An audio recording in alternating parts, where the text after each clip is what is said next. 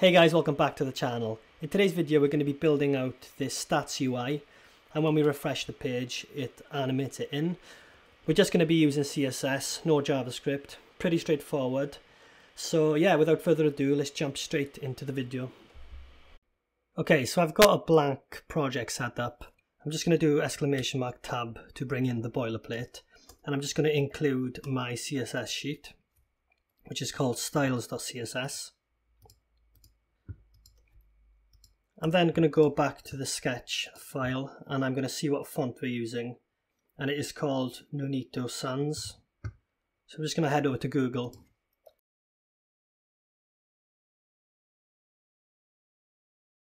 and add it to the top of the CSS sheet, and I'm just going to do star, box sizing, border box. I'll do body, font family, Nunito Sans. So now that we've got that done, I'm just going to build out the HTML, and if you look at this box here, that could be our container. We're then going to have a h1 tag, and then we're going to have these individual elements and one at the bottom. So if we go back to the HTML file, I'm going to do .container, and then within here we can do a div for the stats, and we could do stats underscore item, and at the top it had a percentage, so I'm just going to take this 27.5%, and I'm going to do another div called stats bar, so that's for the middle bit, and we're going to take the a span for the bottom, and I'm just going to paste this in. I'm going to give these class names as well, so we can call it stats percentage, and we could do one for age. So just outside the stats div, we want to do another span for this text. We can give it a class of lower text, and then of course let's add the h1 to the top, and that was age. So I'm just going to copy and paste this a couple of times, 5 times, and I'm just going to change the stats. So 33.5, then we got 15.5, oops, the 12.5 and 5.5, and then change the ages as well, so 25 to 34, 35 to 44, 45 till 54, and then we've got 65 plus. And I'm just going to open my browser up, and I'm going to load the development server by doing parcel serve index.html. I'm going to click this link, I go back to my document, and we can actually start styling it now. So if I go to the styles.scss file, firstly we want to give the body a background color.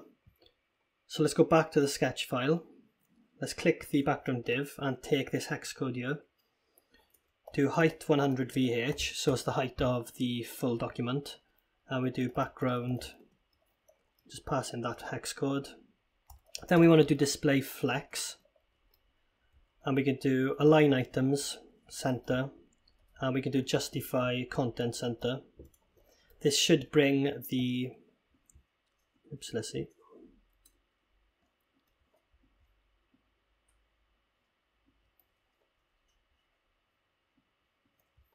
Okay, it doesn't seem like it's loading my CSS, so I'm just going to go to sources.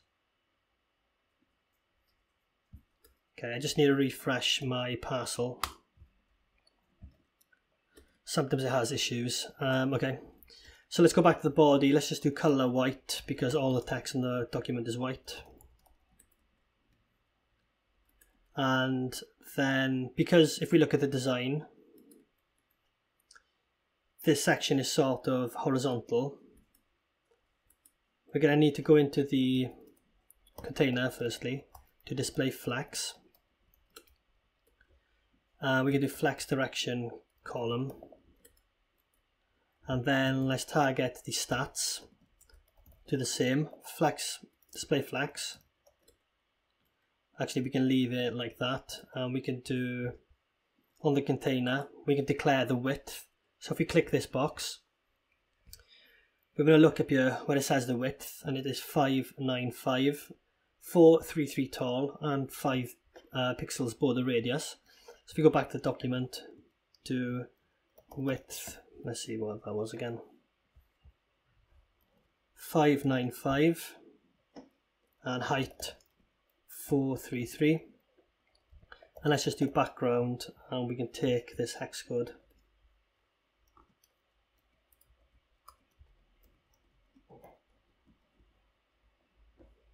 And let's also give it a padding of 60 pixels. Cool. So now I just want to remove the default H1 styling. So let's just do H1 margin top 0. And let's just do font weight 400. And now let's just style these in the bits. So if we go back to the sketch file again, we just want to click this sort of bar. We want to see what width it has, and it has a width of 67 pixels. So let's target the stats bar div, and let's give it a width of 67 pixels and a height of 158 pixels.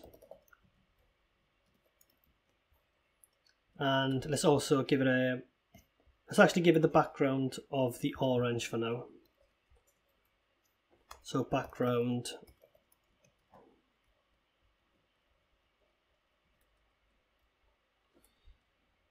and we're going to need to give some margin to these elements. So if we go back to the stats, I think it's called stats __ item.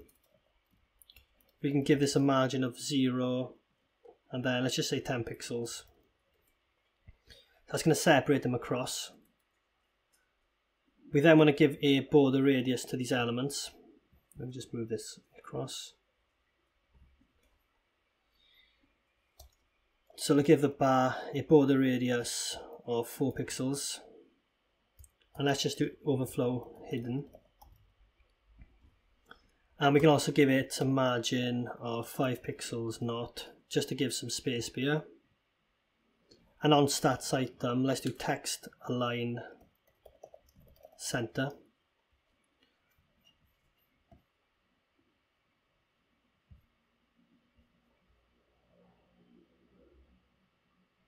Okay, actually, let's try removing the margin from here, and let's put it on,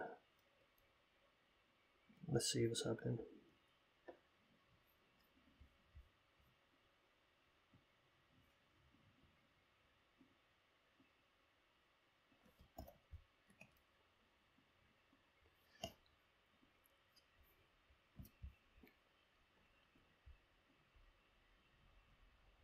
Okay, let's remove this margin actually, and let's do justify content space between.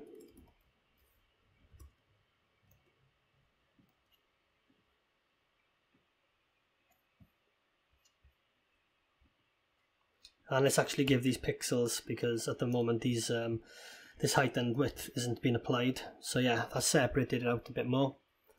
And we can now give this a border radius of 5 pixels as well. And let's just finish styling off the bars. We can just do margin 10 pixels again, 0. And I just want to target this bottom span. So that was called div.lower span.lower text. We could do display block, text align, center, and let's give it a margin top of 60 pixels, maybe 30 pixels, and actually margin top,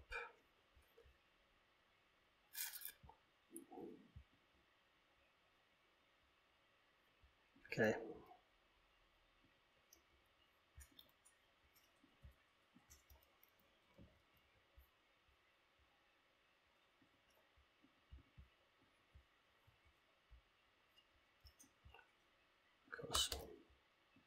Okay, I've just taken off the flex on the container because it's not actually necessary. And I've given this a margin top. And we also want to give this a box shadow. So to do that, just go back to the design again. I'm going to click the element. And as we can see down here, it's given us the sort of numbers for the actual border what's it called, box shadow. So if we click container, let's just do box. I'll tell you what, we can just do it in the browser because it's easier. We can click container, and if we click here and we go to this, we can actually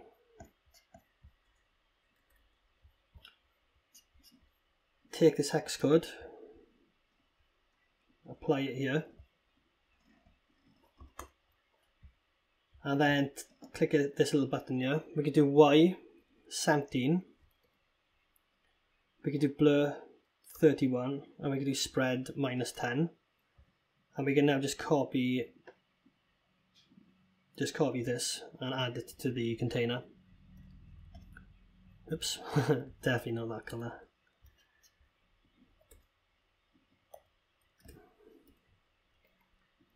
I'm just going to bring the opacity of this down to 50%. So lower text opacity 0.5, and let's give it a letter spacing of 0.5 as well, pixels. Okay, cool. So now what if we want to animate these bars? Well, we can actually use a pseudo element to do that.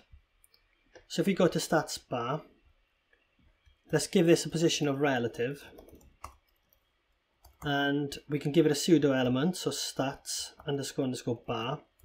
We could do the colon, we could do after or before, we'll do after. We'll do position absolute. And we can do, we can either give it a top, or no, we'll actually give it a top of 0. And we can give it a bottom of 0 to begin with. And left 0, right 0. Let's just give it a background of red so we can see what's happening.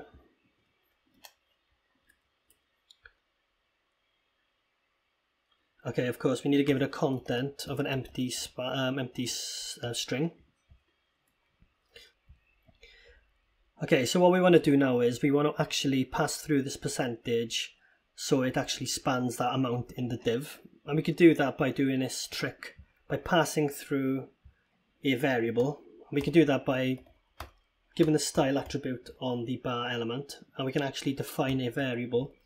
So we can say percentage, and we can say 27.5%. And we can do this for the next bar. We can do 33.5, 15.5, 12.5 and 5.5.